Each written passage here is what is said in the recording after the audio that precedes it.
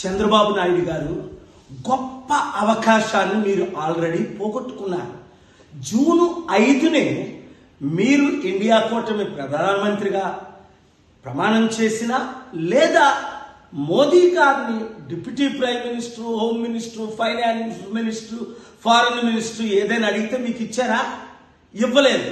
240 సీట్లు బీజేపీకి ఉన్నప్పుడు మిమ్మల్ని నితీష్ కుమార్ని వాడుకొని ఇప్పుడు 309కి వచ్చారు.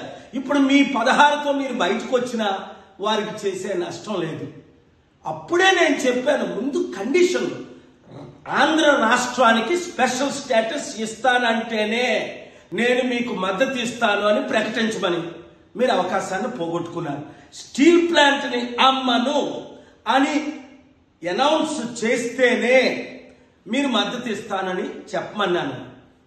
మోదీ గారు ఇచ్చిన 10 వాగ్దానాల్లో ఒక్కటి కూడా నెరవేర్చలేదు. మీరు ఢిల్లీ లీడర్స్ని అసలు మిమ్మల్ని జైల్లో పెట్టించింది వారని మీకు తెలుసు. మీకు దేవుడిచ్చిన అవకాశాన్ని మీరు కోల్పోయారు. ఇప్పుడు రేపు చివరి అవకాశం, ఎందుకంటే మీ ప్రమాణ స్వీకారానికి వారిని మీరు పిలిచారు గనుక స్టేజ్ మీద మీరు నిలబడి, ఇప్పుడే నేను మంచి మెసేజ్ పెట్టాను మోదీ గారు పర్సనల్ సెల్ నెంబర్కి, మీరు కూడా స్టీల్ ప్లాంట్ అమ్మము, స్పెషల్ స్టేటస్ ఇస్తాము, ఈ రెండే చాలు మనకి. తత్మయాన్ని పక్కన పెట్టండి. స్పెషల్ స్టేటస్ ఇస్తే 100,000 కంపెనీలు మనం తీసుకొచ్చి ట్యాక్స్ కట్టకుండా వారికి ఆ కంపెనీల ద్వారా లక్షల ఉద్యోగాలు ఇవ్వగలమని మీకు తెలుసు, నాకు తెలుసు. నేను చేస్తాను ఆ పని, మీకు మద్దతుగా ఉంటాను. కానీ మీరేమో స్వయం మైండ్తో వెళ్తూ ఫెయిల్ అయిపోతున్నారు.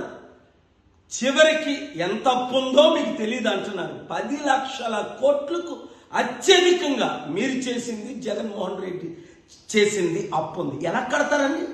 ఎలా ఉద్యోగాలు ఇస్తారు? ఎలా కంపెనీలు తీసుకొస్తారు? ఇంత మంచి అవకాశాన్ని పోగొట్టుకుంటే 94 గుర్తించుకోండి, 2004 మీరు దేశ నాయకులు ఎలాగైగా అవ్వాలి. నేను ఇచ్చిన సలహాలన్నీ అప్పుడు మీరు ఫాలో అయ్యారు. ఇప్పుడు నా సలహా తీసుకోవడానికి ఇష్టం లేదు సరికదా? మీ బాలకృష్ణ అల్లుడిని గెలిపించడానికి నన్ను కూడా 6 లక్షల ఓట్లు నావి ఈవీఎం ట్యాంపరింగ్ చేసి ఇంత శత్రువుగా నన్ను ఎందుకు చూస్తున్నారు? ఇన్ని సంవత్సరాలు, 30 సంవత్సరాలు మీకు బ్లెస్సింగ్స్ ఇచ్చినందుక, సపోర్ట్ ఇచ్చినందుక, ఆశీస్సులు ఇచ్చిన, ఇప్పుడు కూడా మిమ్మల్ని నేను క్షమించి మీకు అండగా నిలబడి దేశంతో ప్రపంచాలతో పోరాడి రాష్ట్ర అభివృద్ధి కొరకు నేను సిద్ధంగా ఉన్నాను. మీరు సిద్ధంగా లేరు కదా?